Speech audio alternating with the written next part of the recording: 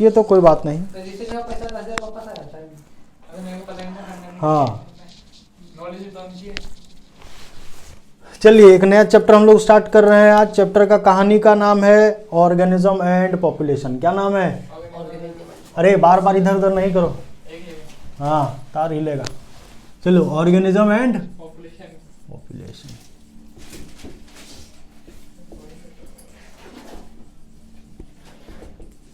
ध्यान दीजिएगा, यहाँ 12th का चैप्टर नंबर 13 है ये, ठीक है। क्लास नंबर 12वीं क्लास का chapter number 13 organism and population. ये इकोलॉजी के अंदर इनको पढ़ना, हाँ इकोलॉजी के अंदर इनको पढ़ना है। ऑर्गेनिज्म एंड पॉपुलेशन है, इकोसिस्टम है, कंजर्वेशन ऑफ बायोडाइवर्सिटी है, ठीक है, और फाइनली इन्वायरमेंटल इशू है।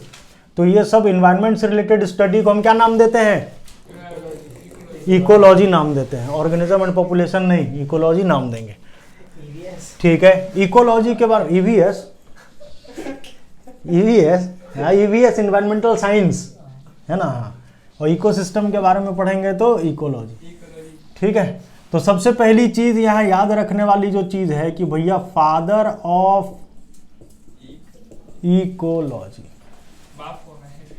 बाबूजी, हाँ बाप बोलेगा, वैसे बोलेगा रे, बाबूजी, पिताजी, पिताश्री, ठीक है। कौन है फादर ऑफ इकोलॉजी? इसका नाम है ई ओडम, ठीक है। इंडियन इकोलॉजी अगर कोई पूछता है फादर ऑफ इंडियन इकोलॉजी, ठीक है, तो आपको याद रखना है नाम रामदेव मिश्रा। क्या याद रखोगे? रामदेव मिश्रा, हाँ रामदेव मिश्रा, ठीक है, याद रहेगा ये। चलिए, सबसे पहले हम समझते हैं ऑर्गेनिज्म एंड पॉपुलेशन। ऑर्गेनिज्म क्या है? एक लिविंग इंडिविजुअल को हम क्या बोलेंगे? ऑर्गेनिज्म, ठीक है। हमको पता है सेल से मिलकर क्या बनते हैं? टिश्यू से मिलकर क्या बनेगा?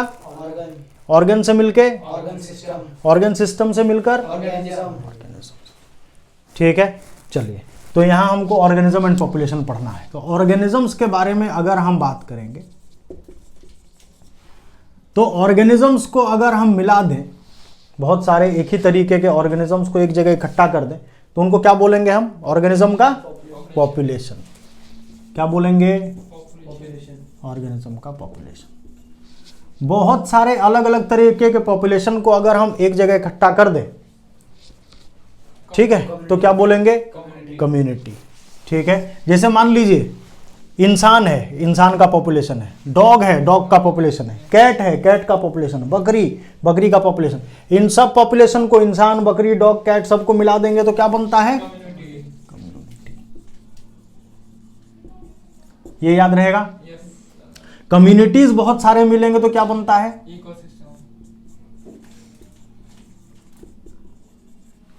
इकोसिस्टम। बहुत सारे अलग अलग तरीके के इकोसिस्टम मिलते हैं तो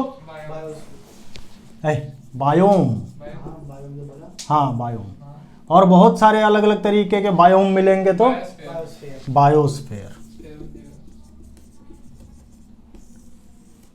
ठीक है।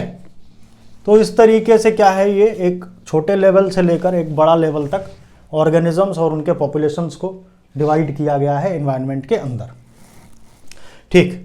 अब समझने वाली जो चीज़ है यहाँ पे वो ये है कि जो पॉपुलेशन है, जो ऑर्गेनिजम्स है, ठीक है, इनमें 4 लेवल्स बताए गए हैं, बायोलॉजिकल लेवल्स, जो ऑर्गेनिजम्स को डिवाइड करते हैं। हमने यहाँ लिख दिया है 1 2 3 4 5 6, ठीक है। ऐसे कितने होते हैं? सिर्फ 4 होते हैं, ठीक है। तो इकोलॉजी को 4 लेवल्स में बांटा गया है, बायोलॉजिकल वो किया गया ऑर्गेनाइजेशन में, ठीक है। ये 4 लेवल्स कौन कौन से हैं भैया? नहीं, गलत बोल दिया।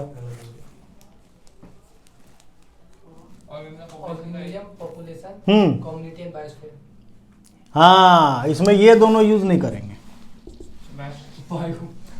ठीक है। तो बांटा गया है भैया इकोलॉजी को, इकोलॉजी, ठीक है, is classified into 4 levels of biological organisation. ये कौन कौन से हैं? ऑर्गेनिज्म है, पॉपुलेशन है, हाँ कम्युनिटी है और बायोम है। याद रहेगा? चलिए, एग्जाम के अंदर क्या है, आपसे अलग अलग चीज़ें पूछते हैं, कभी ग्राफ पूछ देगा, कभी डायग्राम पूछ देगा, कभी ठीक है अलग अलग चित्र के क्वेश्चन पूछे जाते हैं। हमको सबसे पहले याद क्या रखना है, यहाँ हम पढ़ रहे हैं इकोलॉजी। ठीक, इकोलॉजी के अंदर अलग अलग ऑर्गेनिजम्स, अलग अलग पॉपुलेशन, अलग अलग कम्युनिटी और अलग अलग बायोम है। ठीक, और ये सारे के सारे डिवाइडेड हैं कौन सी बेसिस पे, कि इनका क्लाइमेट कैसा होगा, इनका वेदर कैसा होगा, उनमें रहने वाले जो कम्युनिटीज़ हैं वो कैसे होंगे, उनमें रहने वाले जो पॉपुलेशन है वो कैसे होंगे, और जो ऑर्गेनिजम्स हैं उन्होंने कैसे अपने आप को अडेप्ट किया है, अपने आप को ढाला है उस इन्वायरमेंट में रहने के लिए। क्लियर, यहाँ तक समझ में आ गई कि नहीं? ठीक, तो हम बात कर लेते हैं सबसे पहली चीज़ कि भैया अलग अलग ऑर्गेनिजम्स ने जो है अपने आप को क्या करा है, अलग अलग तरीके से अडेप्ट किया है उस इन्वायरमेंट में रहने की। ठीक है, यानी ऑर्गेनिजम्स ने दिखाया है अडेप्टेशन एक पर्टिकुलर तरीके के एनवायरनमेंट में रहने के लिए। ठीक, सबसे पहले तो हम बात कर लेते हैं यहाँ पे कि हर एक क्या बोलते हैं बायोम में, हर एक इकोसिस्टम के अंदर अलग अलग फैक्टर्स हैं। सॉइल है, वाटर है, टेम्परेचर है, लाइट है, ठीक, विंड है, ठीक ना, और इन पे डिपेंड करता है ऑर्गेनिज्म किस तरीके से यहाँ सर्वाइव कर सकता है। ठीक, तो सबसे पहले आपके एनसीईआरटी में पेज नंबर 220, ठीक है, इसमें एक डायग्राम बना हुआ है, ठीक ना, हाँ ग्राफ के फॉर्म में बना हुआ है, ठीक है, जिसमें एक तरफ दिखा रहा है मीन एनुअल प्रेसिपिटेशन। एनसीईआरटी लाए हैं, निकालिए, देखिए एनसीईआरटी निकाल के पेज नंबर 220 निकालिए। सीबीएसई में क्वेश्चन आता है, हाँ जो बोर्ड देने वाले बच्चे हैं उनके लिए ये क्वेश्चन इंपॉर्टेंट है, ये क्वेश्चन आता भी है, डायग्राम के साथ दे देता है। ठीक, डायग्राम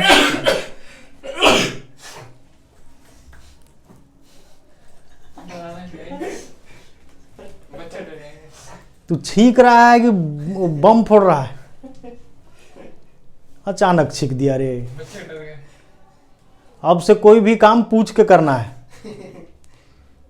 ठीक ना, अब से छींक आएगा तो पहले पूछ लेना कि सर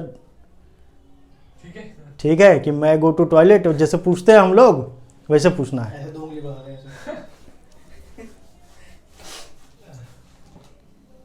बताओ, छींक दिया, दिन का जतरा पूरा खराब कर दिया। चलो, तो है क्या यहाँ पे ग्राफ बना हुआ है, ठीक है, इसको हम लोग देखते हैं एक बार तो समझ जाएंगे। एक तरफ दिया हुआ है मीन एनुअल रेनफॉल, क्या दिया हुआ है? रेनफॉल, ठीक है, या फिर प्रेसिपिटेशन जिसको बोलते हैं, और उसको हम मापते हैं किसमें, किलोमीटर में कि मीटर में? सेंटीमीटर में। ठीक, और दूसरे तरफ दिया हुआ है क्या? टेम्परेचर। ठीक है, इस तरीके का ये ग्राफ बना हुआ है।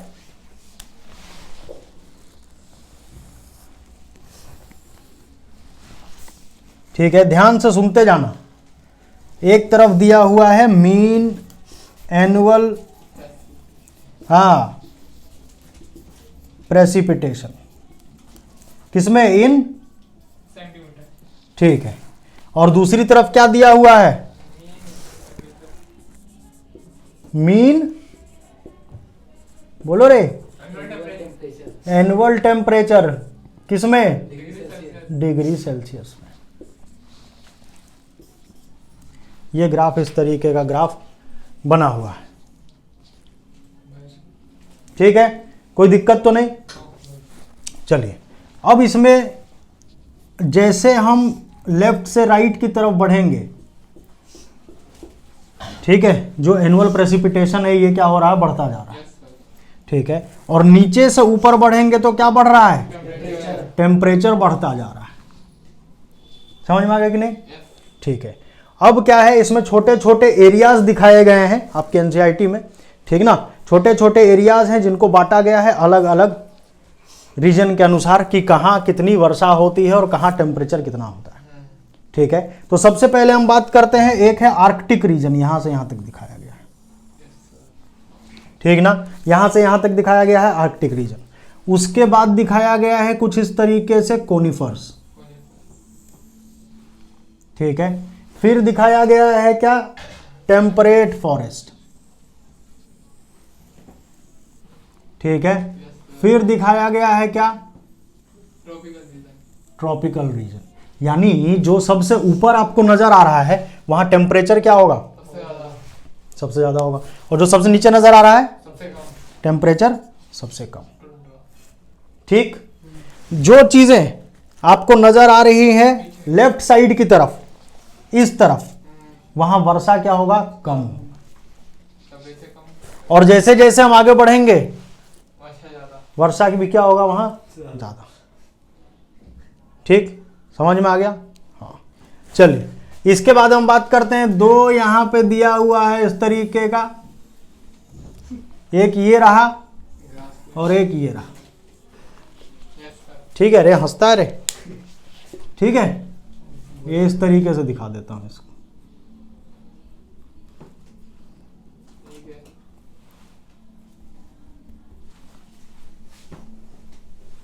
ठीक है, ये इस तरीके का ये रीजन बना हुआ है। ठीक, चलिए अब इसमें पूछा जाता है कि कौन सा रीजन कहाँ है। इसमें हमको याद रखना है एसी का टेम्परेचर थोड़ा घटा दो, क्या याद रखेंगे, एसी का टेम्परेचर थोड़ा, नीचे से चलना है, एसी का टेम्परेचर थोड़ा घटा दो, याद रहेगा। ए से क्या हो गया, हाँ, एल्पाइन एंड आर्कटिक, टुंड्रा, ठंडा इलाका है, टुंड्रा रीजन, बर्फ वाले, हाँ, जैसे करण कुंद्रा में, ठीक है, समझ में आया। हाँ, इसके बाद सी से क्या है, कोनिफर्स, टेम्परेचर से क्या है, टेम्परेट फॉरेस्ट, ठीक है, थोड़ा से याद रखेंगे टी और आर से ट्रॉपिकल, और ट्रॉपिकल क्योंकि वर्षा ज्यादा होगा और रेन फॉरेस्ट मिलेगा, ट्रॉपिकल रेन फॉरेस्ट, अरे हाँ कि ना, हाँ, तो थोड़ा से क्या हो गया यहाँ पे, ट्रॉपिकल, ठीक है, घटा से याद रखेंगे ग्रासलैंड, जी से ग्रासलैंड, जी से ग्रासलैंड, ठीक है, जी से गधा भी होता है, ठीक है, जी से क्या होता है, ग्रासलैंड, और डी से, दो से क्या रखेंगे, डेजर्ट, ये याद हो गया। क्या क्या याद हुआ, बोलो भाई, जोर से बोलो, थोड़ा बढ़ा घटा दो, एसी का टेम्परेचर थोड़ा घटा दे, हाँ, थोड़ा घटा दे, हाँ, किसी प्यार से बोलना है तो बोलो घटा दो, प्लीज घटा दो, और किसी गरिया को बोलना है तो बोलो घटा दे, ठीक है, अबे एसी टेम्परेचर घटा दे, ठीक है, ये याद रहेगा। हाँ, इसमें याद क्या रखना है, हाँ, और नीचे से चलना है ऐसे ऊपर की तरफ, ठीक है, यानी कि एंटी क्लॉकवाइज, ठीक है, एंटी क्लॉकवाइज, इधर से चलना है इधर, ठीक है, याद रखेंगे एसी का टेम्परेचर थोड़ा घटा दे या घटा दो, याद रहेगा। इसमें क्या हो गया, ए से एल्पाइन एंड आर्कटिक, सी से conifers, temperate forest, tropical forest, grassland और डेजर्ट, ठीक है। ये जो है अलग अलग तरीके के बायोम का डिस्ट्रीब्यूशन दिखाया गया है आपके एनसीईआरटी में, ठीक है, इसको याद रखिएगा, 1 से 2 बार प्रैक्टिस करेंगे तो फिर याद रहेगा ये, ठीक है, 1 से 2 बार इसको प्रैक्टिस करेंगे तो ये याद रहेगा, ठीक है। चलिए यहां तक समझ में आया। तो ये तो जो बायोम्स हैं इनमें तो लाइफ दिखती ही है और हर ऑर्गेनिज्म अपने आप को अलग अलग तरीके से अडेप्ट कर लेता है इस एरिया में रहने के लिए, ठीक। लेकिन अगर हम बात करें कि कुछ ऐसे एरियाज भी हैं, ठीक, जहां पे कंडीशन क्या है, एक्सट्रीम कंडीशन है, हार्श कंडीशन है, जहां सोच नहीं सकते हैं जिंदा रहने के लिए, वहां भी लाइफ है। यानी ऑर्गेनिजम्स ने अपने आप को ऐसे भी ढाला हुआ है कि जहां कोई नहीं, ठीक, वहां मैं नहीं तो कौन बे, बोल बोल, ठीक है। तो जहां कोई नहीं वहां भी लाइफ दिखता है, ठीक। कुछ हार्श और एक्सट्रीम कंडीशन आपके एनसीईआरटी में लिखे गए हैं। एनसीईआरटी से कौन सा लाइन उठा के दे देगा आप नहीं बता सकते, ठीक। हाँ, क्योंकि एनसीईआरटी नहीं पढ़ेंगे, ऊपर ऊपर से पढ़ लेंगे, कुछ कुछ प्रीवियस ईयर खाली क्वेश्चन बना लेंगे तो उससे कुछ नहीं होगा। एनसीईआरटी को लाइन बाय लाइन पढ़ेंगे तो एग्जाम क्वालिफाई कर पाएंगे बायो में, है ना, और नहीं तो भैया मुश्किल है भैया, ठीक। फिर क्या गुंडा बनेगा रे तू, ठीक है।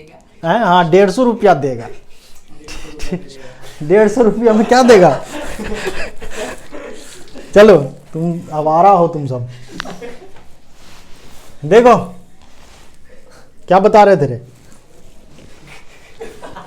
क्या बता रहे थे, 150 रुपया देगा नहीं, ठीक है। चलो देखो, हाँ, कुछ एक्सट्रीम कंडीशन, हार्श कंडीशन भी है जहां लाइफ पॉसिबल है, ठीक। नॉर्मल जो ऑर्गेनिजम्स है वो वहां सरवाइव नहीं कर सकते, लेकिन वहां ऐसे ऑर्गेनिजम्स हैं जिन्होंने अपने आप को ढाल लिया है वहां रहने के लिए, ठीक। तो एनसीईआरटी में कुछ ऐसे एक्सट्रीम या हार्श हैबिटेट्स बताए गए हैं, एक्सट्रीम हैबिटेट्स, एक्सट्रीम हैबिटेट्स या जिसको बोलते हैं हार्श हैबिटेट्स, हर्ष नहीं, हार्श हैबिटेट, ठीक है।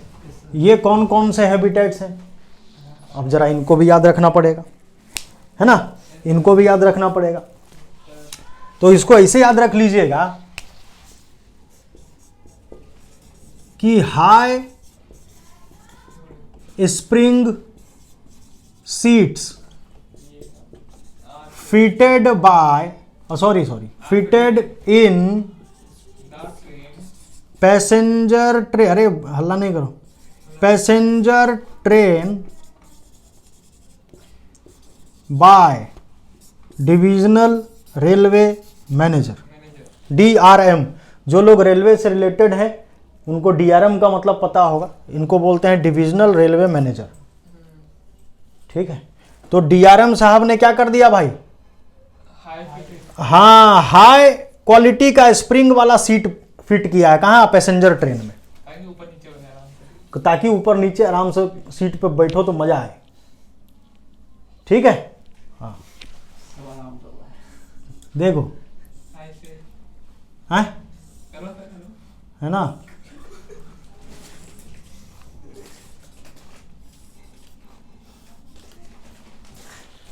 ठीक। चलो हाई से क्या लिखेंगे बताओ, हाँ, हाई माउंटेन टॉप्स। आपके एनसीईआरटी में ये पेज नंबर 220 डायग्राम के जस्ट नीचे वाला पैराग्राफ, हाई माउंटेन टॉप्स, चौथी लाइन है ऊपर से, माउंटेन टॉप्स, ठीक है। स्प्रिंग से क्या लिखें, थर्मल स्प्रिंग्स, अरे बोलो भाई, थर्मल स्प्रिंग। सीट से क्या लिखें,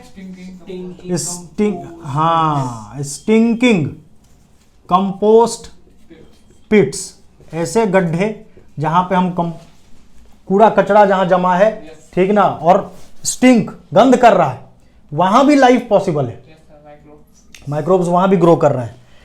पैसेंजर से क्या लिखे हैं बताओ, परमाफ्रॉस्ट, परमाफ्रॉस्ट, ठीक है, जहां बर्फ होता है ज्यादा। ट्रेन से क्या लिखें, टॉरेंशियल स्ट्रीम, ठीक है।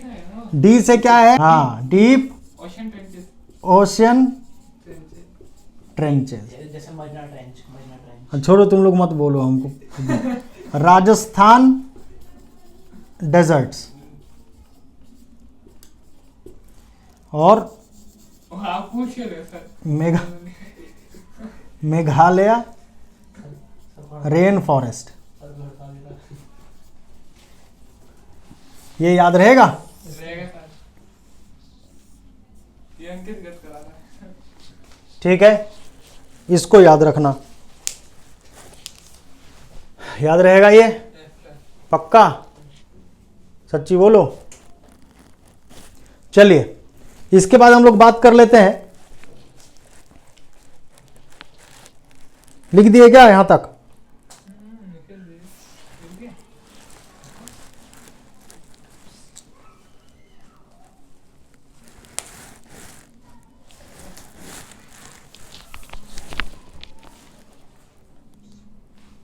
सर ये क्वेश्चन इस लाइन से भी आया था। हाँ हाँ, लिखे ना मेजर बायोम्स, इससे भी एक क्वेश्चन आया हुआ है। मेजर बायोम्स, हाँ ठीक है। तो मेजर बायोम्स कौन कौन से हैं इंडिया के? Tropical forest, desert, Pacific forest, sea coast. हाँ ठीक है।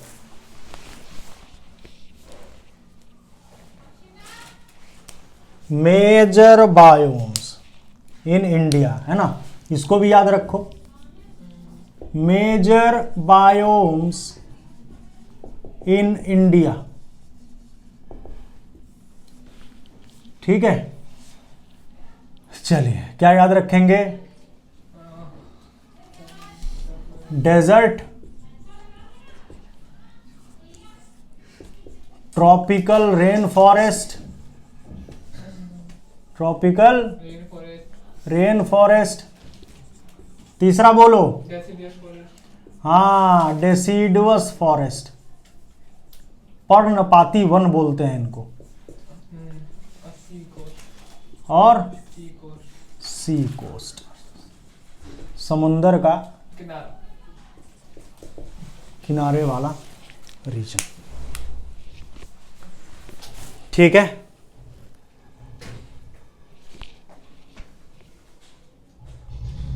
ठीक है, इसको याद रख सकते हैं आप। थोड़ा देसी दारू, लादे, हैं? लादे, लादे, लादे नहीं है, थोड़ा है ट्रॉपिकल, TR, ठीक है। डे से याद रखना भैया डेसिडुअस फॉरेस्ट, सर याद रहेगा? देसी देसी नहीं, देसी देसी ना बोला कर, डेसिडुअस फॉरेस्ट, सी कोस्ट और डेजर्ट, डेजर्ट। ठीक है। यहाँ डी और आर है, यहाँ डी और आर याद रखना, और ये वाले दे से डेसिडुअस। हाँ, थोड़ा देसी दारू दे दे, ठीक है। याद रहेगा मेजर बायोम्स इन इंडिया।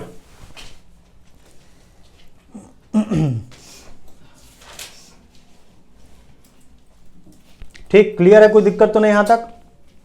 चलिए, एक चीज समझते हैं हम कि कभी भी जो इकोलॉजी है, ठीक, कोई भी ऑर्गेनिज्म जो सरवाइव कर रहा है, ठीक, या इकोलॉजी जो मेंटेन्ड है, वो किसकी वजह से मेंटेन्ड है? एबायोटिक या बायोटिक? दोनों कंपोनेंट की वजह से, ठीक। एबायोटिक और बायोटिक दोनों कंपोनेंट की वजह से। कैसे? कोई बताओ, बताइए। बायोटिक तो माइक्रोब्स हो गए, हम हो गए, जैसे हम क्या कहते हैं, फूड चेन हो गया पूरा, ठीक ठीक। और एबायोटिक में वाटर हो गया, एटमॉस्फेयर हो गया। हाँ, ठीक है। तो हम कैसे, हमको मिट्टी से क्या मतलब है? प्लांट को है ना, हम प्लांट के खाएंगे। हाँ, ठीक है। तो यहां पे क्या है? Interaction of living organism with living organism, या फिर living organism with non living organism, दोनों तरीके के इंटरेक्शंस होने चाहिए, तब जाकर क्या बनता है? इकोलॉजिकल कम्युनिटी बनता है। समझ में आ गया कि नहीं आ गया? पक्का? ठीक। अब हम लोग कुछ एबायोटिक फैक्टर्स हैं, जरा उनके बारे में भी पढ़ लेंगे।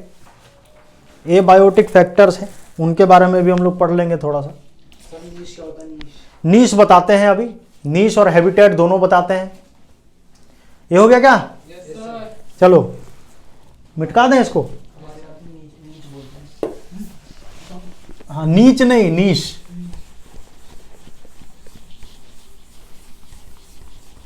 नीच तो इंसान होता है ना, और नीश भतीजी होती है। सर वो तो नाइस ही होती है। नाइसी, हाँ एक वो बोला था पाउडर क्या नाम होता है उसका? नाइसिल क्या नाम होता है? नाइसिल। Nycil powder.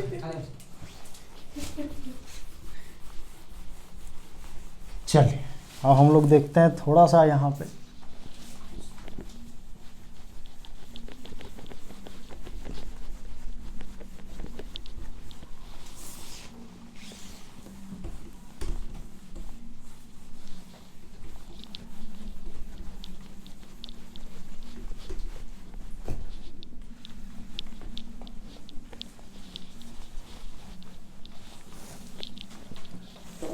चलिए ठीक है, तो यहाँ बात कर लेते हैं हम लोग। ध्यान से समझिए, हैबिटेट और नीश।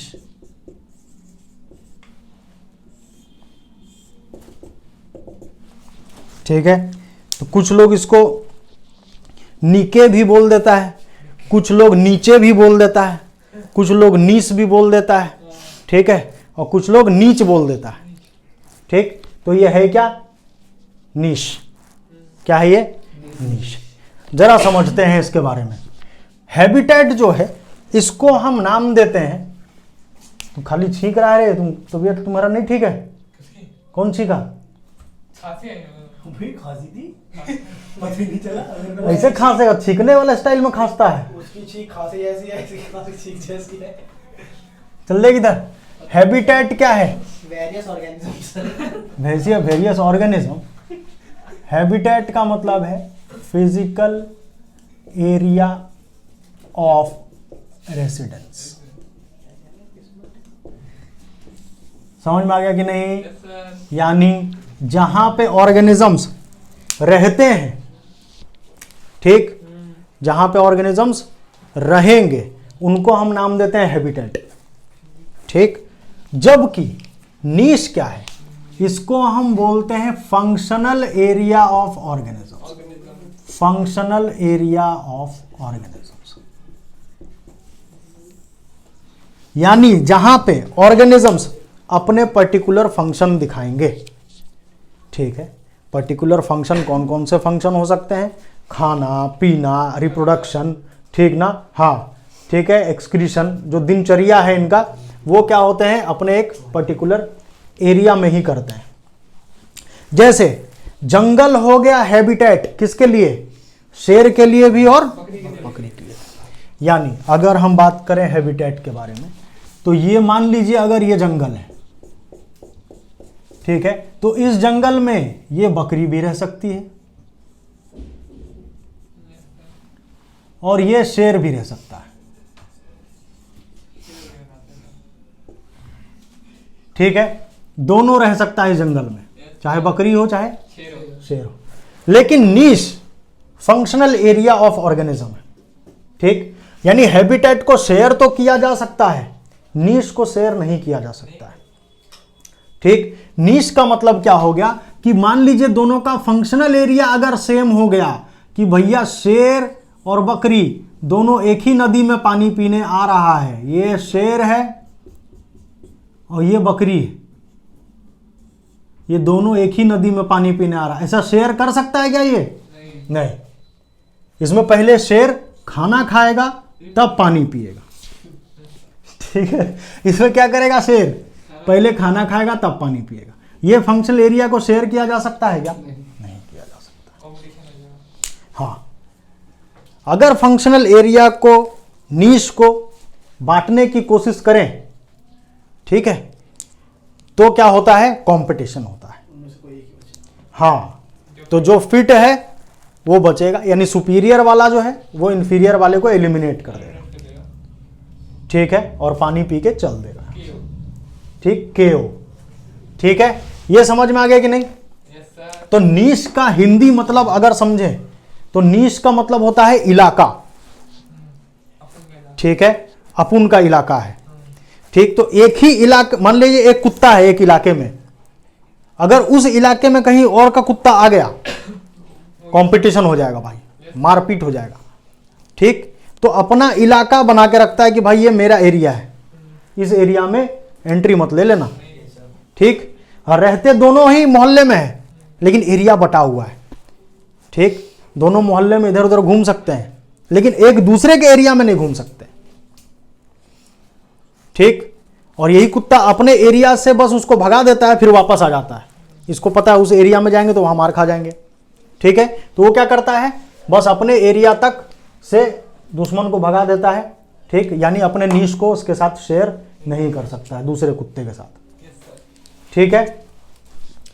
चलिए, हाँ वो सूसू का जब नहीं बनाते हैं। हाँ हाँ हाँ, कुत्ते जो हैं वो अपना, देखो एक बना लिया एरिया। कुत्ते जो हैं वो अपना एरिया बनाते हैं पी करके, पी मतलब पी नहीं, पी, जमीन को पिलाते हैं वो, हाँ सर। ठीक है। तो वो सूसू कर देते हैं एक पर्टिकुलर एरिया में, तो उसको पता है कि ये एरिया मेरा है, ठीक। और दूसरे कुत्ते के पास वो स्मेल जब जाता है वो समझ जाता है कि ये मेरा एरिया नहीं है, ठीक। और अगर मैं इस एरिया में गया तो उसके बाद मेरी खैर भी नहीं है, समझ में आया, ठीक। चलिए, तो हम समझ लेते हैं हैबिटेट और नीश, यहां हमको समझ में आ गया।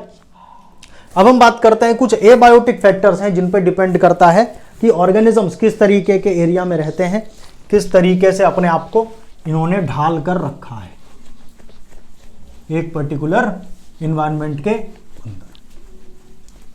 यहां तक क्लियर है कि नहीं? चलिए, तो मेजर एबायोटिक फैक्टर्स,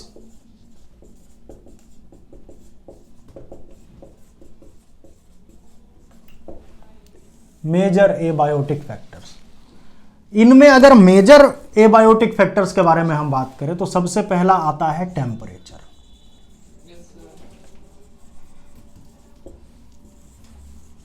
टेम्परेचर, ठीक है। Page number 221 last paragraph, temperature का फर्स्ट लाइन लिखा हुआ है कि टेम्परेचर को हम कहते हैं, temperature is most ecologically relevant factor,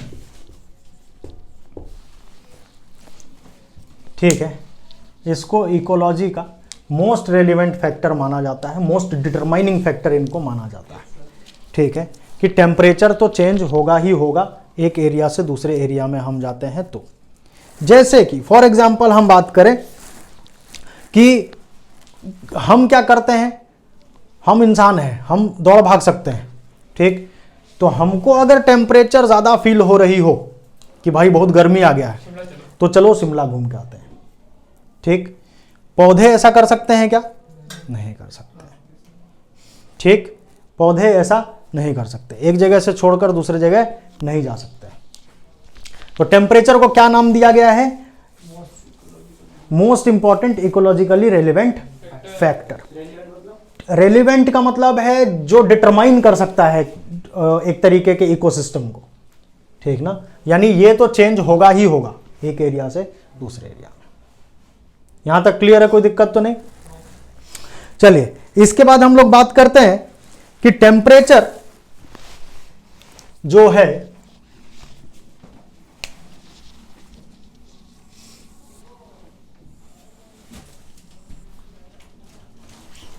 ये है अर्थ, ठीक है, और ये है अनर्थ।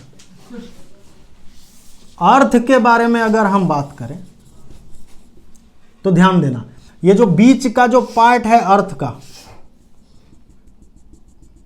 इसको नाम क्या देते हैं? इक्वेटर। इक्वेटर क्यों नाम देते हैं? बीच का नहीं है, इक्वेटर का मतलब है अर्थ को दो इक्वल पार्ट में डिवाइड कर रहा है। हाँ, तो बीच में है बिल्कुल। हाँ, वही सर, समझ जाओ ना। क्या गुंडा बनेगा रे तू? बीच का इतना जनरल चलो देखो इक्वेटर, ये क्या कर रहा है यहां पे समझेंगे कि जैसे ही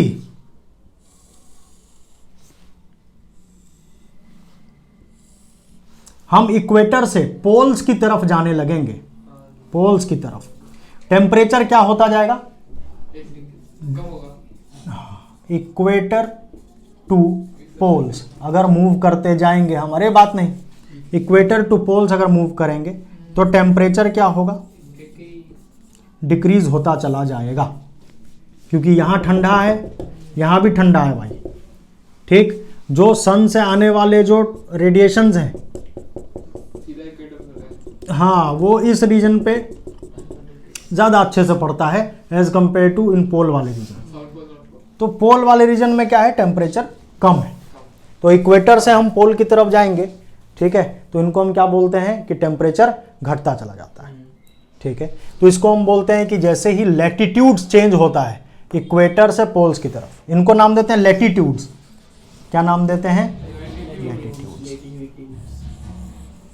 ठीक है। तो इक्वेटर से अगर हम पोल्स की तरफ जाएंगे तो टेम्परेचर क्या होता जाएगा, कम होता जाएगा, ठीक। तो ये था अर्थ, और ये क्या है, अनर्थ। हाँ ये है अनर्थ नहीं, ये है लैंड, ठीक है। अब यहां पे क्या है, आप यहां खड़े हो अगर, ठीक, तो यहां टेम्परेचर आपको नॉर्मल मिल रहा है, यस सर। और यही आप चले गए यहां, पहाड़ पे।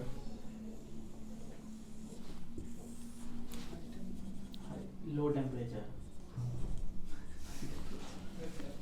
ठीक है, तो टेम्परेचर क्या होगा, कम हो जाएगा। लो टेम्परेचर, राइट टेम्परेचर कर रहा है। ठीक है। यानी इक्वेटर से पोल की तरफ जा रहे हैं तो भी कम टेम्परेचर, और हाई एल्टीट्यूड पे ये था लैटिट्यूड, ये है एल्टीट्यूड, हमारा एल्टीट्यूड बहुत ज़्यादा है।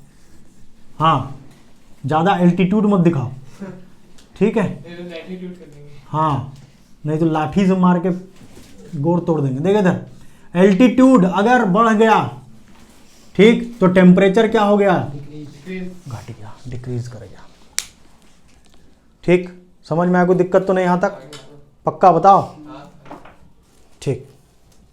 तो ये चीज़ भी लिख लेंगे कि भैया जैसे एल्टीट्यूड चेंज होता है टेम्परेचर क्या होगा, कम, यानी land to high altitudes temperature यहाँ भी क्या होगा, समझ में आ गया कि नहीं। तो अर्थ पे तो है ही भैया, इक्वेटर से पोल्स की तरफ जा रहे हैं, और जहां रह रहे हैं वहां से भी अगर थोड़े डिस्टेंस पे चले जाएं तो भी टेम्परेचर चेंज हो जाएगा, ठीक। समझ में आ गया कि नहीं आ गया।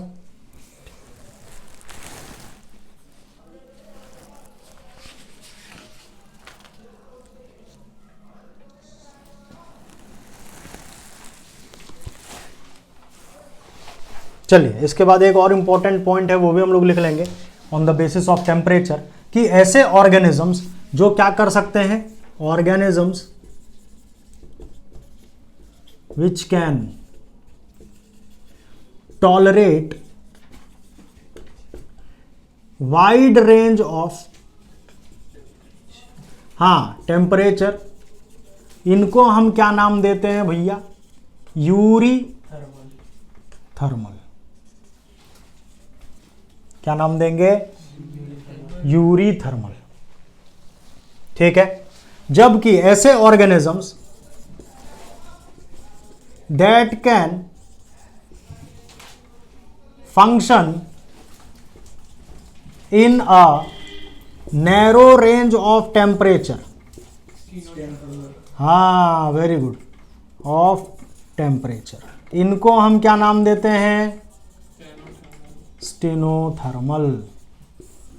ये दोनों याद रखना भाई, यूरी थर्मल, स्टेनोथर्मल, ठीक है। क्लियर, कोई दिक्कत तो नहीं यहां तक। नहीं सर।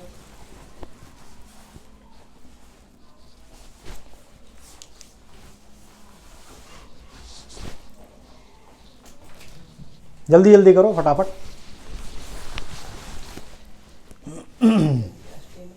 स्टेनोथर्मल,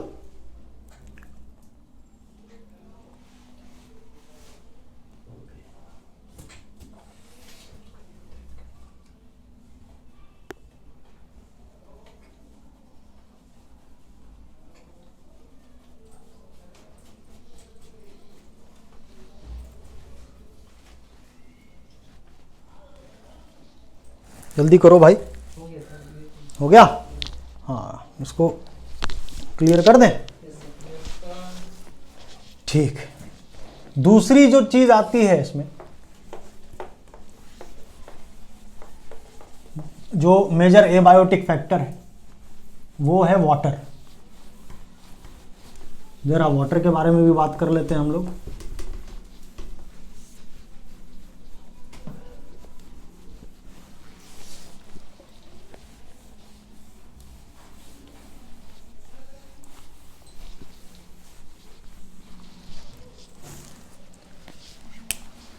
वाटर, ठीक। तो वाटर के बारे में क्या जानते हैं आप लोग? पानी। वाटर के बारे में जानते हैं कि वो पानी होता है। उसको पी सकते हैं। अरे गधा के नाना, हाइड्रोजन ऑक्सीजन। वाटर के बारे में क्या पता है आपको? OH बॉन्ड होता है, हाइड्रोजन बॉन्डिंग होती है। सब प्लांट सोल्यूशन। वाटर का केमिकल नेम बताओ। H2 aqua।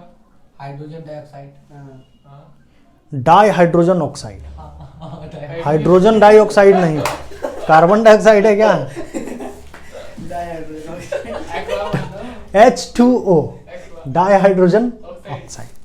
चलिए यहाँ देखते हैं वाटर के बारे में अगर हम बात करें, भाई हिला मत यार। वाटर के बारे में बात करते हैं तो भैया वाटर के बिना क्या लाइफ पॉसिबल है? No existence of life without water.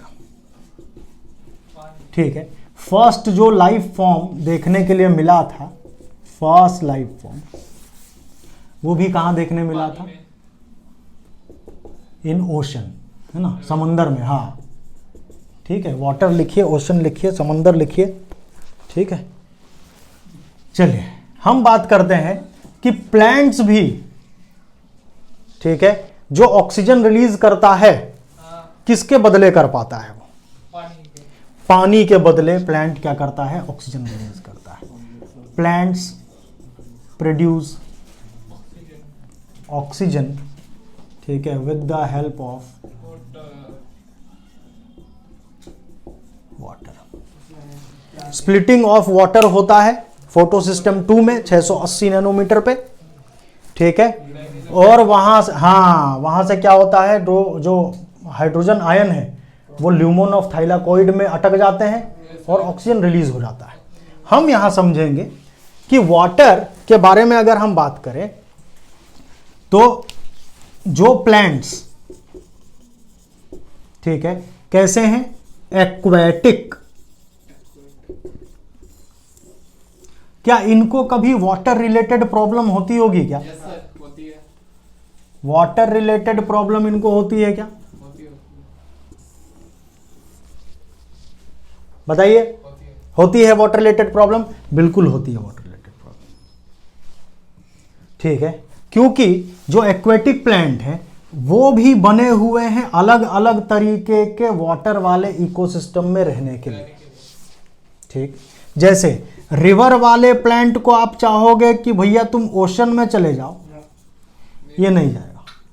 ठीक है, लेक वाले को चाहेंगे कि तुम ओशन में चले जाओ, पॉन्ड वाले को चाहेंगे कि तुम ओशन में चले जाओ, ये पॉसिबल नहीं। ठीक है, इसको बोलेंगे पॉन्ड वाले को कि भैया लगून्स में चले जाओ तुम, हाइपर सलाइन लगून्स में, ये हुआ है। जाएगा? ये नहीं जाएगा। ऐसा काहे? ये अपने हैबिटेट बना हुआ है। तो हैबिटेट बना हुआ है, वाटर का क्वालिटी भी अलग अलग है, हाँ। है ना। वाटर की जो क्वालिटी है एकदम। और साथ में जो वाटर की सैलिनिटी है हाँ। वो क्या करता है? वेरी करता है। Place to place. अलग अलग एक्वेटिक बॉडी। बॉडीज में, अलग अलग वाटर बॉडीज में वो क्या होता है? वेरी करता है। ठीक, जैसे सॉल्ट कंसंट्रेशन का एग्जाम्पल आपके एनसीईआरटी में दे रखा है। Yes sir. ठीक है, page number 222 second paragraph water के बारे में। ठीक है, और ऊपर से 7वां लाइन एक बार ध्यान से देखना, वाटर की क्वालिटी और सैलिनिटी। यहाँ पे सैलिनिटी के बारे में अगर हम बात करें तो सैलिनिटी का मतलब होता है प्रेजेंस ऑफ क्या भैया, सॉल्ट। सॉल्ट।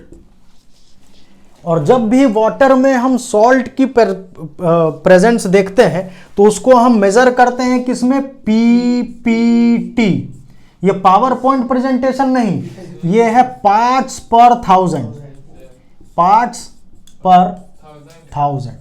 जैसे परसेंटेज निकालते हैं ना, तो परसेंटेज का मतलब हो गया पर 100, ये 1000 में निकालते हैं।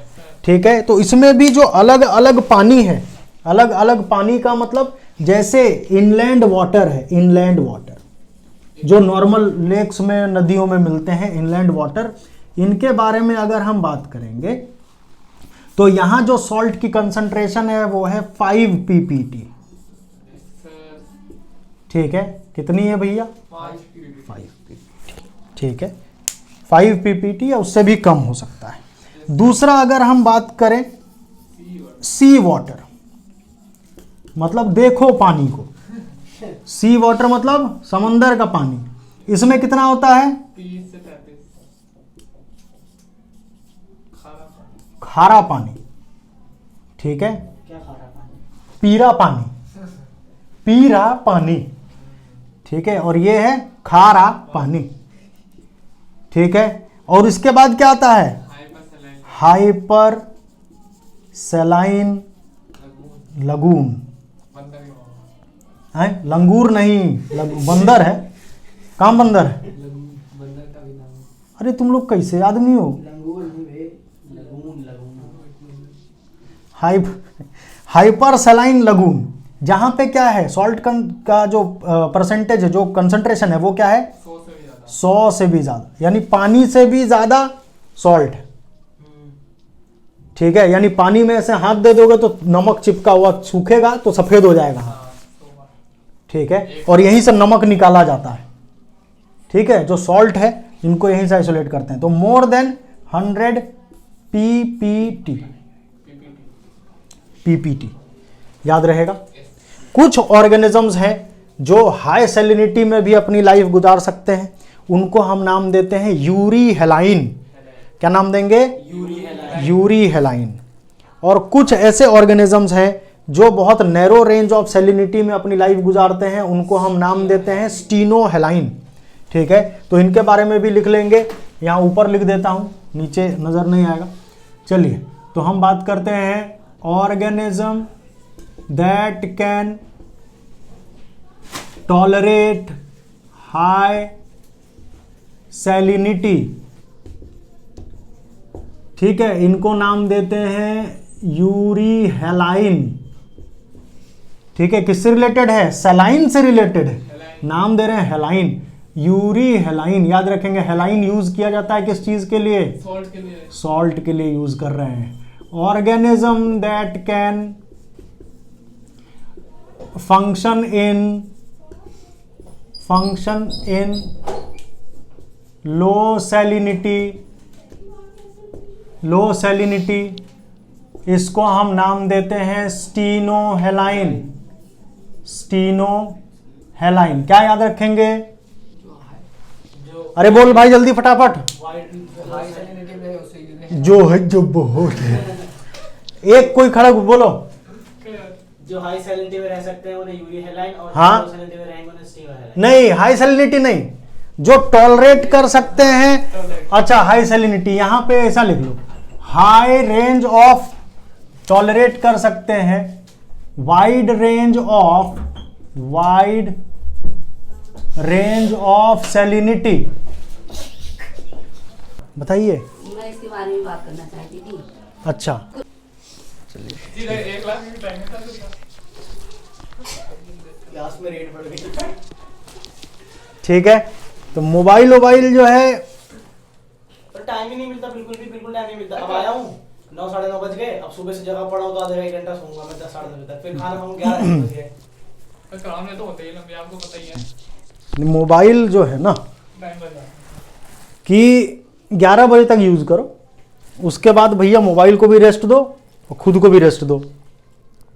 ठीक, ये तो महिलाओं का आदत है कि व्हाट्सएप और बच्चे का डायपर एक बराबर होता है, हर 5 मिनट में खोल के देखती है कुछ हुआ तो नहीं। ठीक ना, और लड़के तब इस चक्कर में फंस जाते हैं जब लड़कियों के भी जब लड़कों के भी महिला मित्र बन जाती है, तब लड़के भी ये काम करते हैं हर 5 मिनट में। अब कोई भी मैसेज अगर आ रहा है कि आपके बैंक में 1 रुपए बैलेंस है, उसका भी टिंग बजेगा, अरे नींद खुलेगा, क्या मैसेज आ गया, है ना। तो मोबाइल कम चलाइए, ठीक ना। 11 बजे तक 11:30 बजे तक आपको मोबाइल चलाना है, चलाइए। उसके बाद मोबाइल बंद करके रख दीजिए। उसके बाद थोड़ा मोबाइल भी सांस लेगा, थोड़ा आप भी सांस लीजिए। फिर हम क्या करें, बैठे रहे? बैठे काहे रहोगे, तो 11 बजे के बाद तो भूत होगा। 11 बजे के बाद सांस लेना बंद कर दो। कई से आदमी 11 बजे के बाद सोओगे नहीं। ऐसा सर नीचे कर ले, पैर ऊपर कर ले। पाएगा करेंगे, पाएगा नहीं, टाइम चाहिए ना। एक अभी कहानी बताया ना, एक मास्टर जी थे, नहीं नहीं उनको छोड़ो। मेरे मास्टर जी, वो कहते थे कि मेरे चाचा जी दिन भर क्या करते हैं, जंगलों में पत्ता जमा करते हैं और रात में जला के उसकी रोशनी में पढ़ते हैं। तो एक बच्चा खड़ा होकर बोल दिया कि मास्टर जी आपके चाचा तो फिर गधे हुए। तो कहता है कैसे, तो कहता है दिन भर पढ़ लेता है सूरज की रोशनी में, रात को सोता। ये कौन सा बात हुआ कि दिन भर पत्ता जमा कर रहा, रात को पत्ता जला के पढ़ रहा, तो मेहनत हो गया वो। अच्छा, मेहनत के साथ थोड़ा दिमाग भी लगा लेते चाचा जी, है कि नहीं। हाँ, तो वो काम नहीं करना है। 11 बजे के बाद सो, 11 बजे के बाद सोने का टाइम है। वो चाचा नहीं है ना, लेकिन टाइम नहीं मिलता सर, बिल्कुल टाइम नहीं मिलता। अब देखो बताओ क्या होता है। हाँ। सुबह उठा 7 बजे, नहा धोया तैयार हुआ, 8 बजे के बाद निकल गया लाइब्रेरी। फिर 8 से 10 साढ़े 10 बजे तक लाइब्रेरी, थोड़ा फिर उसके बाद 10 मिनट का ब्रेक, फिर 12:30 तक लाइब्रेरी, 8 से 12:30, फिर 12:30 से 6 बजे तक कोचिंग। फिर अगर टीटीएस में क्लास होती है वरना सो जाता हूँ मैं। फिर 8 बजे तक सोता हूँ, फिर एक घंटा फोन, फिर बाकी पढ़ाई। चलिए ठीक है, इसके बाद हम लोग बात कर लेते हैं नेक्स्ट। जो मेजर एबायोटिक फैक्टर है वो है क्या भैया, लाइट।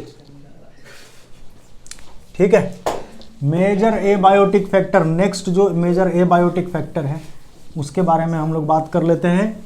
वो क्या है, लाइट। लाइट के बारे में थोड़ा सा। तो 2 मिनट के तो मेरे को लगा देर कर गई। हाँ 2 मिनट के तो ऐसा लगा सही में लेट आ गई। हाँ, आईडी अपार्टमेंट में उसका तो बात लगे।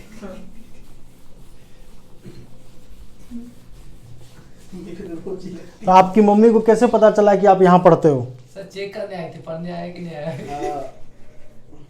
तो माँ भी यही रहती हैं।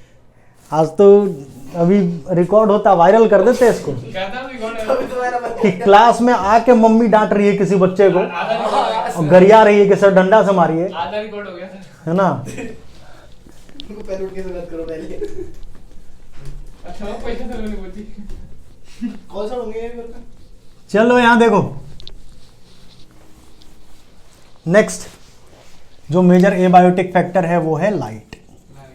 अब आपको पता है कि लाइट प्लांट के लिए किस चीज की जरूरी है भाई, फोटोसिंथेसिस। और बाकी ऑर्गेनिजम्स के लिए source of energy, vitamin, source of दोस्त क्या कह रहा है? तो विटामिन अरे यार विटामिन डी मिलता है।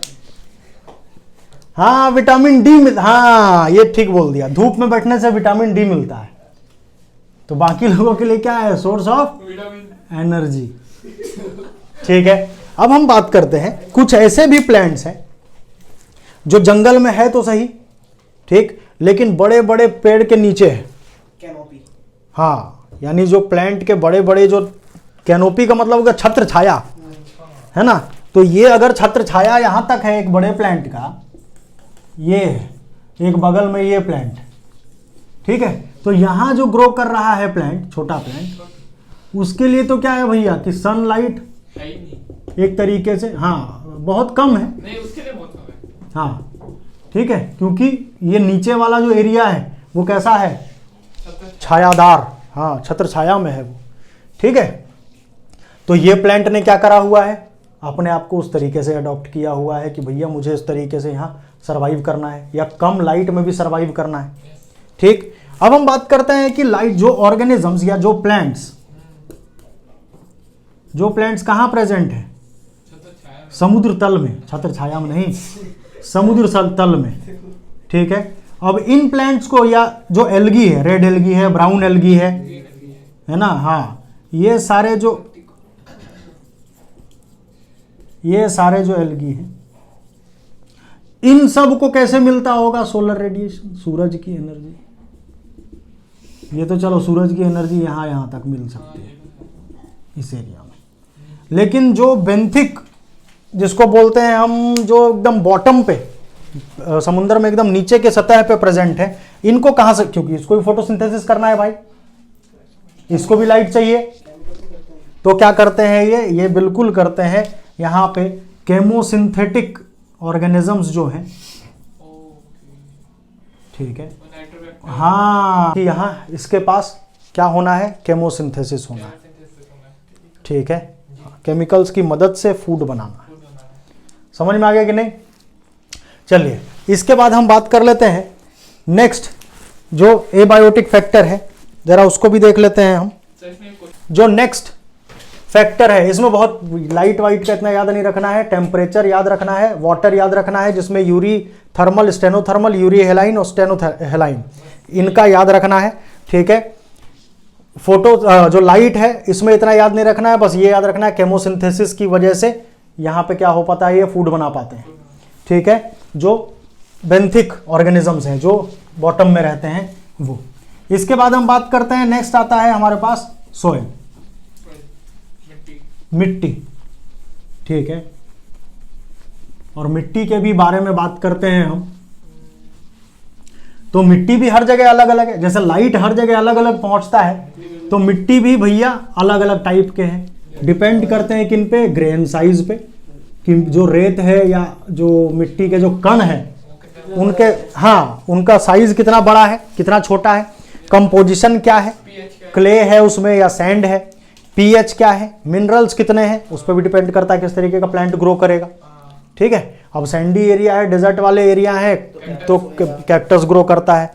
ठीक है, तो इन सब चीज़ों को भी हम यहाँ पे नोट कर सकते हैं कि अगर सॉइल के बारे में हम बात करें मेजर एबायोटिक फैक्टर्स में, तो सॉइल जो है भैया ये डिफरेंट टाइप के होते हैं,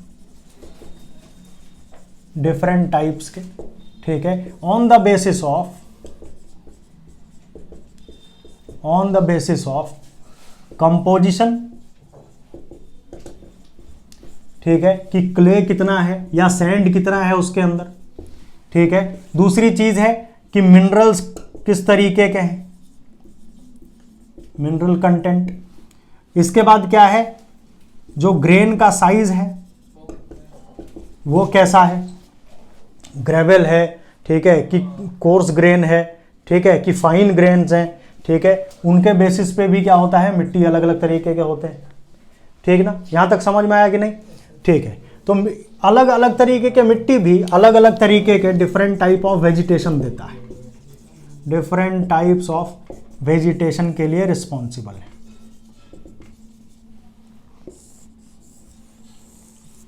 डिफरेंट टाइप ऑफ वेजिटेशन के लिए क्या है, रिस्पॉन्सिबल है। ठीक है, जैसे अगर हम बात करें ओपुंशिया, कैक्टस, हाँ कैक्टस, कैक्टस, ठीक ना, तो इनको क्या चाहिए भैया, इनको ड्राई सैंडी सॉइल चाहिए, है ना। इसको अगर आप बोलोगे कि समुद्र में ग्रो करो तो ये नहीं करेगा। ठीक है, ये समुद्र में ग्रो नहीं कर पाएगा। इसके बाद और भी चीजें हैं जो डिफाइन करती हैं कि सॉइल पे किस तरीके के प्लांट ग्रो करेंगे।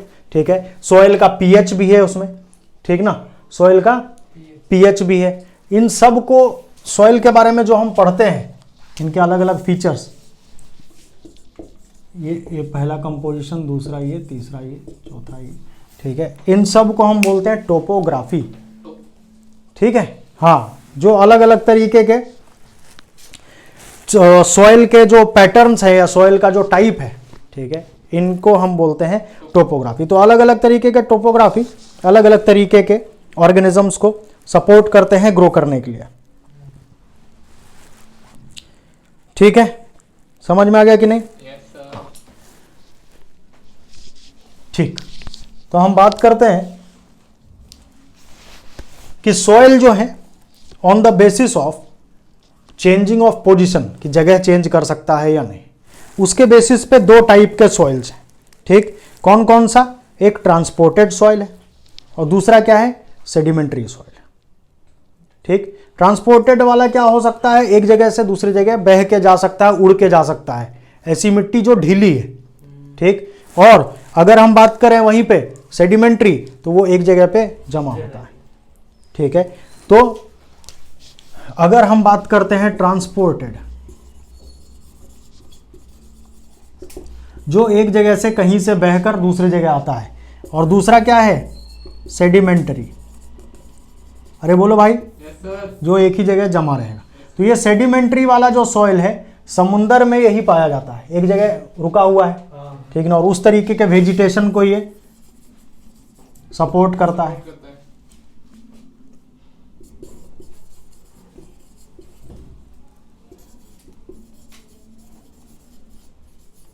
हाँ कि ना? Yes sir. Deep sea vegetation is supported by sedimentary type of soils. ठीक है, और इसकी वजह से जो बॉटम पे रहने वाले और जो प्लांट्स हैं, ठीक है, या बेंथिक प्लांट्स बोलते हैं जिनको, ठीक है, वो यहाँ पे एकोमोडेट कर पाते हैं। किसकी मदद से? इस तरीके की मिट्टी की मदद से, जिनमें किसी तरीके का वेजिटेशन आ सकता है, पर्टिकुलर तरीके का वेजिटेशन आ सकता है। ठीक है, नेक्स्ट क्लास में हम लोग बात करेंगे अलग अलग एबायोटिक फैक्टर के ऊपर, ऑर्गेनिजम्स कैसे अलग अलग तरीके से रिस्पॉन्स दिखाते हैं। ठीक है, अलग अलग तरीके का रिस्पॉन्स, जिसमें कन्फॉर्मर्स, रेगुलेटर्स और पार्शियल रेगुलेटर्स के बारे में हम लोग डिटेल में फिर पढ़ेंगे। ठीक, फिर पॉपुलेशन एट्रीब्यूट्स है, ठीक, और इंटरेक्शंस है। ठीक, तो ये चैप्टर फिर खत्म हो जाएगा। चलिए मिलते हैं फिर हम लोग नेक्स्ट क्लास में।